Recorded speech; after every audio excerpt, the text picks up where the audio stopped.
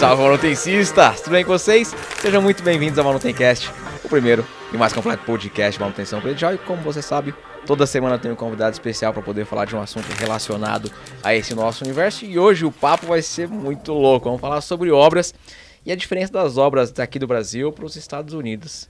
Olha, muita gente está acompanhando e vai falar, mas é muito diferente. Mas nós já sabemos, pequeno spoiler, que tem algumas similaridades. E o nosso convidado vai falar quais são. Com toda certeza. Flávio Monteiro, cara, obrigado, irmão, por ter vindo aqui. Obrigado a vocês pelo convite, uma honra. Compartilhar conhecimento de uma coisa que você estava falando que já faz há muitos anos e tem vivência prática, que é a grande diferença, né? Entre teoria e prática. Você viveu efetivamente o negócio. Eu posso falar sobre obras, mas teoricamente você não. Você viveu lá, você fez o negócio acontecer. E eu tenho muitas perguntas, cara. E vai surgir muitas outras no decorrer, não? Eu tenho muitas perguntas, cara. A gente vê na televisão, quando vai ter aqueles programas lá, vou dar um exemplo, Irmãos à Obra. Porra, os caras chegam com a marreta, quebra, você vê que as construções são todas aquelas estruturas fraquinhas, porra, parece que a maioria é só drywall, é daquele jeito mesmo, ou é regional, é só um pedaço dos Estados Unidos, funciona daquele jeito mesmo? Eu vou falar do que eu conheço. O negócio familiar, por assim dizer, que a gente tem lá, é um negócio de compra, venda, administração e reforma. Que aí entra o tópico que eu acho que mais interessa para vocês. Depois a gente já pode até pincelar algumas coisas sobre os outros temas. É daquele jeito, sim. Caraca, o processo construtivo lá é muito diferente. A alvenaria estrutural, como a gente conhece aqui, existe lá? Existe. Você tem até mesmo no sul da Flórida pessoas que constroem da forma tradicional que a gente está acostumado a ver aqui. Mas não onde eu atuo. Eu brinco que onde a gente atua é aquela... Sabe aquela Miami de cartão postal de frente do mar? Uhum. Esquece aquilo tudo. Eu trabalho numa outra área. E a construção é daquele jeito mesmo. E aí tem um ponto curioso, porque as pessoas têm uma tendência a falar, não, isso aí parece a casa dos três porquinhos, né? Não. A partir de 92, do furacão Andrew, houve uma mudança de atualização de regras. Por incrível que pareça, aquelas construções são extremamente seguras. Elas aguentam furacão, em tese, força 4, força 5, claro que a gente não pode nunca subestimar a natureza, mas ela tem regras, ela tem parâmetros, você que é engenheiro, você sabe. Existem parâmetros construtivos que têm que ser obedecidos. Eu vou te dar um exemplo prático, por exemplo, quando você mexe em porta de entrada de casa, você tem que ter um permit, uma permissão específica do município para poder mexer nisso. Então, traçando isso, esse paralelo como a gente estava falando, é bastante diferente nisso. Materiais, você tem uma infinidade de opções a mais do que você tem no Brasil. Se você fizer, por exemplo, uma comparação, o Home Depot, que é nossa, Leroy Merlin, ele é, sei lá, 15 vezes maior, assim, é uma coisa absurda. Nossa. Então você tem muito mais opção para fazer as coisas. É tudo muito mais padronizado. Você consegue, por exemplo, fazer um banheiro muito rapidamente porque vem tudo pronto. Isso é lindo no discurso. Assim. Agora, aí vocês falaram, o que é semelhante? A mão de obra. A mão de obra A mão de obra, você não tem problema com mão de obra aqui, Felipe? Imagina. É a nossa principal dor de cabeça, cara. Nesse podcast, todo mundo que senta nessa cadeira fala a mesma coisa. O problema mão de obra. Lá também você tem os mesmos desafios que você tem aqui, que é selecionar, separar o famoso joio do trigo. Lá também. Você tem que tomar muito cuidado. Eu já vi investidores, aventureiros que vão para os Estados Unidos, vou construir, vou reformar e volta com o rabo entre as pernas. Porque o game é diferente. Nós temos sorte, a gente tem sorte. Quanto mais a gente trabalhou, mais sorte a gente tem. Mas a gente tem uma equipe legal, a gente tem um gestor de obra que funciona muito bem lá. E mesmo assim, às vezes, tomamos uns sustos. Entendeu? Então, essa questão da mão de obra, eu acho que é um ponto importante de a gente entender que isso é comum em qualquer lugar.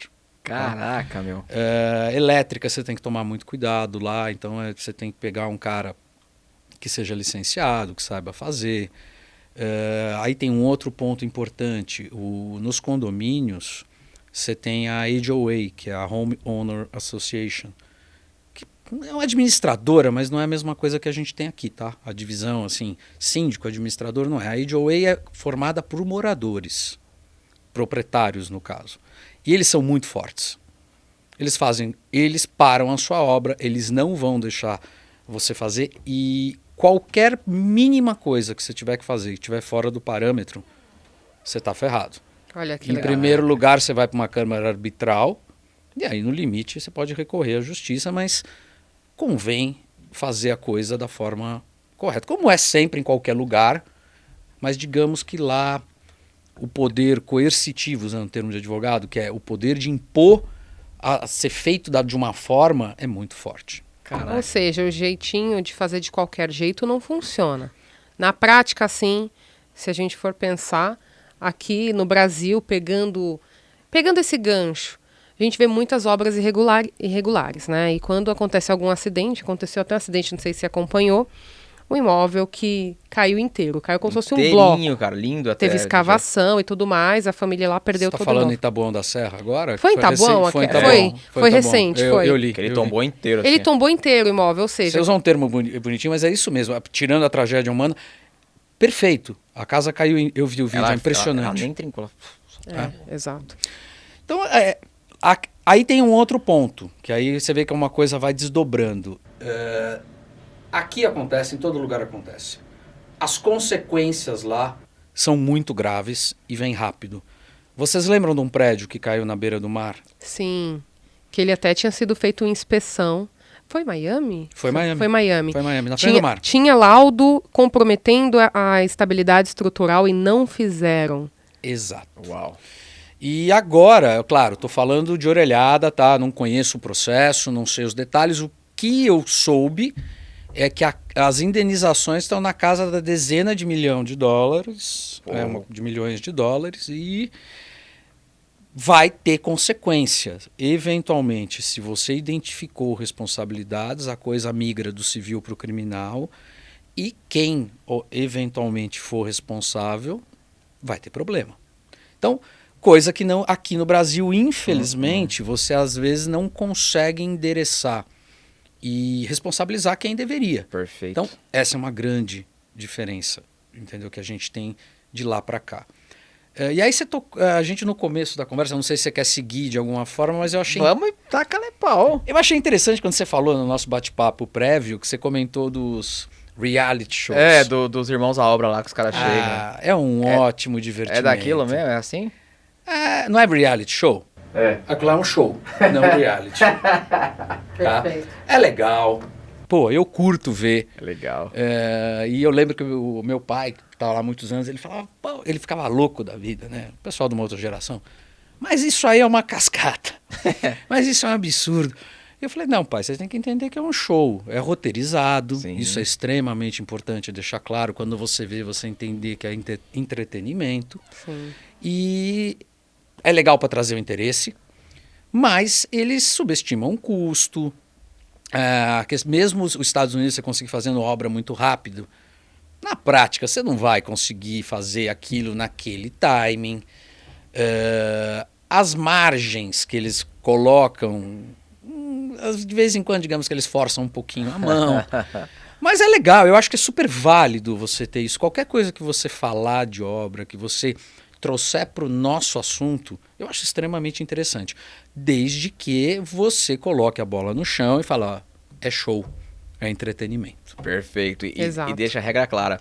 Pegando esse gancho de reality show, tem uma série que eu gosto muito que é o The Big Bang Theory. Eu sou nerdão, sou nerd pra caramba, todo mundo sabe disso. É legal, eu gosto também. E lá no Big Bang Theory, o Sheldon, quando ele vai na casa do Wolowitz, ele fez um deck e ele não tinha permissão para poder fazer aquele deck. Aí o Sheldon fala, nem vou pisar aqui, porque aqui não veio fiscalização e isso aqui é uma área irregular. Precisa mesmo pegar essas permissões ou esses alvarás para poder fazer uma pequena modificação, porque ele fez um deck de madeira numa área externa. Sim, você precisa. Aí você fala, 100% dos casos são feitos? Não. Mais uma vez, a minha experiência é sul da Flórida. Isso é importante você entender, que às vezes talvez o brasileiro não entenda, que os Estados Unidos não é os Estados Unidos uniformemente. As regras mudam, tudo muda. O estado tem muita autonomia, o condado tem muita autonomia. Então as regras mudam. E o sul da Flórida é uma Babel. Então, pelo que eu sei, você conversando com algumas pessoas, lá na Flórida, às vezes, algumas coisas passam. Mas isso que você falou do Sheldon é bem interessante. A gente escuta muito isso. Se você fizer uma obra num lugar mais afastado, eventualmente você pode fazer e não vai ter problema.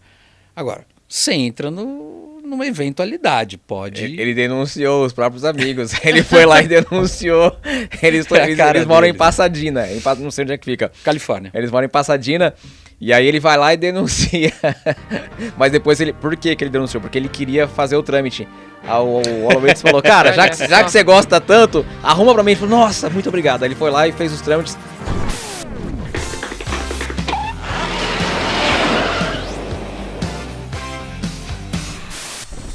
E pela série, parecia ser bem burocrático o negócio. Tinha que pegar o papel azul e não sei aonde, depois pega o papel verde. Mais ou menos. Ou isso também já é forçado? Então, no momento, como tudo na vida, é uma curva de aprendizado.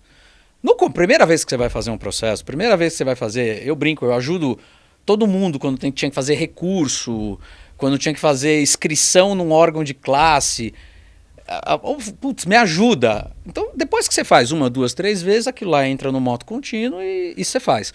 Lá também, a primeira vez é, de certa forma, traumático, que você não entrega as coisas. É um órgão público, tá? Sim. Então, se você não navegar de acordo com a regra, se você não seguir o trâmite, você vai ter problema e aí, mais uma vez, é curva de aprendizado. Entendeu? Mas sim, respondendo objetivamente a tua pergunta, sim, você tem um caminho a ser seguido. Agora, tem muita gente que não faz. Pô, eu sou muito a favor, tenho certeza que você também tem a mesma visão que eu. Eu sou muito a favor disso porque você cria um padrão, você cria uma regra e você tem a fiscalização e isso faz com que as pessoas envolvidas no processo, seja o morador, proprietário ou quem está fazendo a obra, crie essa cultura, porque mesmo que tenha aquele cara que vai fazer, vai dar um jeitinho, mas a grande maioria vai fazer o certo. Quem vai fazer o errado é a minoria. Inicialmente com medo de ter uma penalização, mas depois no futuro acaba entrando na via e ele já faz a coisa certa porque ele sabe que é a coisa certa, né? A gente cria um consenso ali. Com certeza. Você fazer, principalmente quando você falou de padronização. Eu tenho casos, por exemplo, um caso concreto. A gente mexeu no piso da cozinha e aí nunca tivemos problema, aí mudou um inquilino para o apartamento de baixo, começou a reclamar do barulho, fizeram uma vistoria. Não, tá fora do padrão. A gente nem sabia. A gente imaginou que estava dentro das opções, a gente podia ter feito.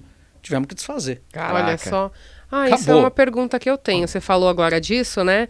Até todos os convidados que vêm, a gente tenta trazer um aprendizado para o modelo predial. Perfeito. Uhum. E você falou muito bem disso. Aqui no Brasil, pensando em reforma em apartamento, vou dar esse exemplo que a gente fala muito de condomínio. Qual que é a forma correta, né?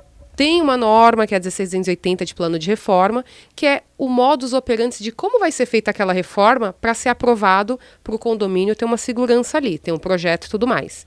Como que funciona isso lá nos Estados Unidos? Existe alguma fiscalização? Existe alguma documentação que precisa ser apresentado também? Não, você tem um guideline de cada condomínio, você tem uma norma técnica lá, e você tem um guideline que você tem que seguir. Lá nos Estados Unidos é uma coisa interessante, se não está proibido é porque é liberado, se não está escrito que não pode, toca o pau.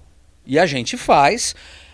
Agora, o que mantém, digamos, as pessoas na linha? É porque se der caca, você tá ferrado. Tem responsabilização. Responsabilidade civil. Esse é o diferencial. Criminal, você tá ferrado. Então, a gente tem um apartamento lá específico que o apartamento, ele é elevado, ele é todo elevado, os pisos de baixo são garagem. Então ele fica debaixo, a parte de baixo é garagem. E aí o rapaz que estava fazendo pra gente falou, não, graças a Deus, porque deu um monte de problema, graças a Deus que é pra garagem. Então a gente negociava com o prédio, enfim, não foi nada muito grave, mas se eu tivesse tido esse mesmo problema, que foi um vazamento de uma válvula dessa monocomando, que lá é tudo monocomando, da banheira, se a gente tivesse tido isso num apartamento de baixo, podia ter consequências gravíssimas. Tá? E a gente já teve também, envolve vizinho, o que torna as regras cumpríveis e serem observadas é a punibilidade. E tem muito brasileiro que vai para os Estados Unidos para trabalhar com mão de obra. Há muitos que trabalham comigo. Eu tenho uma série de brasileiros, eu tenho dominicano, eu tenho haitiano, americano mesmo, principalmente na elétrica. A gente é um cara super bom. E, então, tem de tudo. Como eu te disse, a Flórida é uma Babel. Tem gente de todo lado. O que torna, para mim, ela mais interessante. Eu brinco que eu não gosto dos Estados Unidos. Eu gosto da Flórida. Eu adoro o sul da Flórida. Acho fenomenal. Acho que talvez fosse o único Estados Unidos que eu conseguiria efetivamente morar. Minha irmã morou na Califórnia. Eu conheço outros lugares. E o game é diferente. Eu gosto muito do sul da Flórida, mas eu sou suspeito para falar. Imagina. Meus pais estão lá há quase 30 anos. O sul da Flórida é onde tem aqueles pântanos lá? Então, o Everglades, ele fica a oeste, tá? Então, mas você pegar Miami, a parte habitada fica a leste, fica na virada para o Atlântico. Para baixo, no sul, aonde você tem o Everglades, são os pântanos.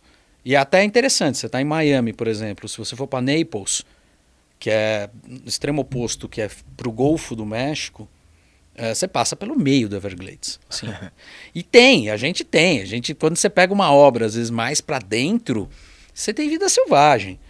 Às vezes tem jacaré? Tem. Caraca. Tem jacaré mesmo. Você é a terceira pessoa que me fala de jacaré. Né? Tem jacaré, tem lago pra caramba, porque aquilo lá era um pântano, foi tudo aterrado. Se você não tiver lago e intercomunicação entre os lagos, afunda. Mas eu acredito que ela é pouco, 1 metro, ou 1,5 metro acima do nível do mar. Então, caraca. Nossa. Se subir muito, varre.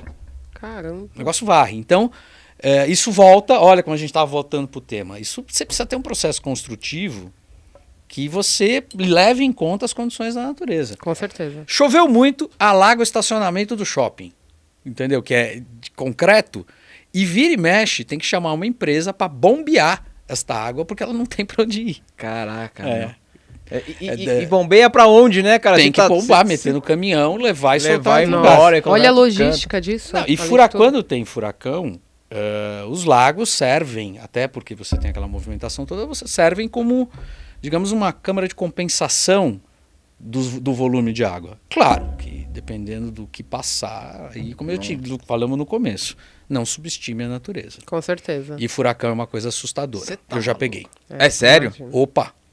De ter que ficar embaixo da mesa de ficar lá e tal. dentro de casa. A gente ficou no prédio do meu pai, que era um prédio antigo, super sólido. E nós abrimos, o condomínio abriu as portas das garagens para as pessoas entrarem e se abrigarem. É assustador. Nossa. Você sair na rua e você tem o curfew, que é o toque de recolher. Eles simplesmente falam, ninguém sai na rua. E aí toca sirene, assim, tipo cena de filme? Tanque de guerra no meio da rua, Guarda Nacional posicionada. Que desespero. E é assustador. Você pega aquele lugar de Miami das casas de dezenas de milhão de dólares e tal, tanque parado na ponte, se você sair, você não volta. Você quer ficar aí, você fica por tua conta e risco. E aí você olha aqueles canais assim, eles estão no limite, assim, mais um pouquinho, ele sobe. Foi uma experiência, de certa forma, assim, educativa, porque eu nunca tinha vivido isso, de ser confrontado com as forças da natureza e você fala, olha, não brinca comigo que aqui o negócio é sério. E Miami está posicionada num lugar que a gente está nessa época. Por sorte, Deus está sendo bom, até agora não tivemos problema nenhum. Eu sempre olho no site, no National Hurricane Center, para saber. Isso é um hábito do floridiano, do pessoal da Flórida, de olhar. Peraí, mas onde é que está? E aí você tem a projeção para onde ele vai. Enfim, isso é uma coisa que entra no teu modo contínuo. E pensar, agora uma pergunta que aí eu acho interessante. Trabalhar com obra numa situação como essa. Como que é agora surgir uma Uma dúvida mesmo. Infelizmente acontece, a gente vê às vezes uma situação ali, você já pegou. Como que fica essa questão de voltar, né? A gente sabe que, imagina uma contingência absurda, mas para reconstruir, imagino que a demanda se torne muito grande. Como que funciona um pós desse? Você já passou, pegou Já. uma alta demanda porque aconteceu muitas coisas por conta desse... Já afundou uma casa. Nossa. A casa, a gente não tem muita certeza do que aconteceu, mas eu chegava na casa, a gente secava e ela estava sempre molhada. A gente chegou a desconfiar do vazamento da piscina, só que a piscina não descia água e afundou. Caraca. Porque o solo umedece demais. Aí eu não vou entrar nessa área técnica, mas o processo de sapata é diferente. É diferente do que a gente tem aqui. Então acontece, você tem essa demanda. Mas as coisas, pra gente, é corretivo. Eu tive muita sorte, todas as vezes que a gente pegou. Esse foi o caso mais grave. Resolvemos, depois vendemos a propriedade, que era um cliente que resolveu sair, trocar de posição e resolvemos o problema. Mas, pô, cerca detonada, telhado. Telhado. Voa. Telhado voando pra todo que é lado. Tem um cliente específico que eu não vou falar o nome dele, mas parece que ele tem um imã para árvore e telhado. Caraca. Cai sempre na casa dele. Então, você tem esses danos. Só que é tudo muito rápido. Vamos falar de coisa pública, por exemplo. Você fica sem luz. E aí vem aquele monte de caminhão de outros lugares dos Estados Unidos para eles tentarem resolver. Agora, tem falha.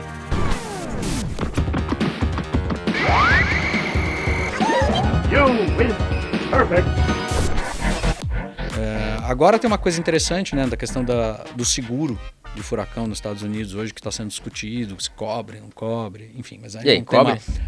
Então, cobria até a página 2, mas agora as seguradoras estão olhando e falando, peraí que o risco agora é outro, vamos precificar isso direito. Mas aí a gente entra numa temática que... um bom tema para você trazer um especialista. Bom tema, cara, para falar sobre seguro, porque aqui no nosso seguro de carro ele não cobre tragédias naturais, um negócio assim. Força maior, tragédias naturais, né? Exato. Não cobre, então você passou, o carro ficou no alagamento, já era, o azar é todo seu, né? Se você tentar passar, aí o Luiz, meu corretor, tô te dando a dica aqui. Ele sempre falou isso para mim, se você tentar passar pelo alagamento, você não recebe. Agora, se você for pego pelo alagamento, a seguradora... não sabia. Eu não, tem. O meu carro ele tem alagamento. Quando tinha chuva, ele brigava com a gente, mandava no grupo, falava, vocês não tentem, porque senão eu não pago, não vem me encher o saco. Nem tenta passar. Nem tenta passar. Então, eu acho que isso essa diferença de legislação e de responsabilização, acho que é o principal, como se você fosse citar um caso de diferencial. Ô Flávio, você tem vivência Brasil, Estados Unidos, com certeza você tem aprendizados que você tirou de lá e que você consegue trazer para cá, e coisas que você aprendeu aqui e que você levou para lá. Eu tô aprendendo com ele pra caramba. No último ano, o que esse cara me ensinou, as coisas que a gente pegou, e estamos nesse exato momento com alguns BOs aí para resolver, mas é um aprendizado, Felipe. Sim. Eu tô assim, com muita humildade, porque a gente esquece o que você viu, claro, gestão humana, algumas coisas pontuais. Mas o Brasil, eu tô ainda num processo de aprendizado nessa de gestão condominial. Tem algumas coisas. O Felipe e o Prandini estão sendo dois grandes professores, está sendo um negócio muito gratificante. Que da hora, Que legal. Mas deve ter coisa que você consegue trazer de lá para cá, cara. Alguns conhecimentos, que seja de relacionamento, de Relacionamento. Acredito que sim. A parte humana, como eu te disse, o ser humano é um só. Então, a gestão de pessoas, que também, eu acho que é talvez um ponto que... Eu sou muito objetivo. E nos Estados Unidos isso não é um problema. Aqui é. Aqui é. É verdade. Lá eu sou direto. E lá isso é super inteligível. Todo mundo sabe, é fácil de lidar. Aqui, muitas vezes, talvez eu seja direto demais. O pessoal confunde ser direto com você é grosseiro, né? Às vezes. Precisamente. E quem me conhece na vida pessoal sabe que eu tento ser o cara mais afável do mundo. Eu gosto de estar com pessoas, Mas, às vezes você é confundido. E não é, você está sendo objetivo. Não, não pode. Eu tenho um prédio específico que eu administro que uma das conselheiras falou: eu gosto de você porque o sim é sim, o não é não. E aqui, alguns síndicos, muitas vezes, você não pode falar o sim ou não. Você tem que falar: olha, eu veja bem, talvez eu tenha uma certa dificuldade, por assim dizer. E eu acho que é um campo de melhora, porque é uma característica cultural, não é ruim ou bom. É uma característica que você tem que lidar. É parte da vida. Perfeito. Porque você veio de lá com aquele ensinamento, com aquela base, com aquela cultura, e tem que adaptar, e é o que você falou, cara. É adaptar mesmo, porque... Sim. E muda de condomínio, isso é muito louco. Você tem uma fauna num condomínio e você tem no outro. E é completamente diferente. Isso é o comum, né? Você tem um prédio antigo, de um padrão X. Você tem um prédio não tão antigo, de um AAA, um AA. Aí é um tipo de público, aí é um outro. E aí você tem o lançamento. Quando o proprietário recebe a chave, tá igualzinho ironia, lá a viu? maquete. Memorial descritivo, tá igualzinho né? Não tem maquete. conduíte que leva nada a lugar nenhum, tubulação de gás entupida, sujeira no tubo de esgoto. Não, isso não existe. Todas as plantas estão corretas. Sim. Metragem. O síndico recebe tudo bonito, organizado. Manual, Perfeito, claro. funcionando Áreas certinho. comuns, áreas técnicas, né, Felipe? Tudo certinho. Tudo entregue. Não, a sob área medida. técnica é o melhor mundo. A gente se diverte, inclusive, né, É Felipe? super divertido. Gente, ironia, tá? Contém ironia. É 100%. Vai que, Só né? estamos sendo diretos, tá? Você tem síndicos, síndicas que, elas parecem que foram talhadas para esse tipo de desafio. E tem outros que são operacionais, tiro, porra de bomba. É isso. Eu sou mais o segundo caso, entendeu? Mas, tô aprendendo pra caramba. A equipe da MR, todas as meninas, o Alexandre, a Camila, eu aprendo com eles diariamente. Não tem uma semana que eu não termino e falo: caraca, Que animal. não tinha pensado, que animal. E não é por isso. Você ter bons professores, e aí é essencial. E humildade para aprender. Eu falo isso para os meus filhos. Você sempre vai estar aprendendo. Você sempre vai estar aprendendo. O papai tem 52 anos e está aprendendo. Então, não acha que você... não, isso aqui eu já sei. É aí que você se arrebenta. É verdade. É isso aí. Uau, hein? Brutal, cara. Brutal. Eu já aprendi aqui que o Sheldon tava certo. Por Tá falar em vendo? Sheldon, você já viu o seriado Young Sheldon? Já assisti, cara. Eu vejo com meus filhos, eles adoram. E é um da seriado hora. que eu gosto, eles gostam. Um elenco incrível, vejam. Cara, se vocês não viram, vejam. E o final da Boa. segunda temporada de Young Sheldon é muito louco, né? Eu perco alguns, porque às vezes eles estão vendo. Eu tô na fase que a avó montou um cassino clandestino atrás da lavanderia. Então você não Muito chegou bom. nessa fase ainda. Você vai ver esse episódio que é bem legal. Se você gosta de Big Bang Theory, quando chegar no final da segunda temporada, você fala: mano, que... Porque eu vi o porquê que o Sheldon não gosta de engenheiro. Eu vi outro dia, que é o Howard, né? Que ele tem um problema com o engenheiro quando ele era garotinho na faculdade. E aí entra o Howard falando: então foi por isso que você não gosta de engenheiro. Muito bom, é muito bom. Muito bem escrito, muito bem roteirizado. E Excelente. eles fizeram o Young Sheldon depois do Big Bang e casou certinho. Ping Pong? Vamos de ping-pong. Bora.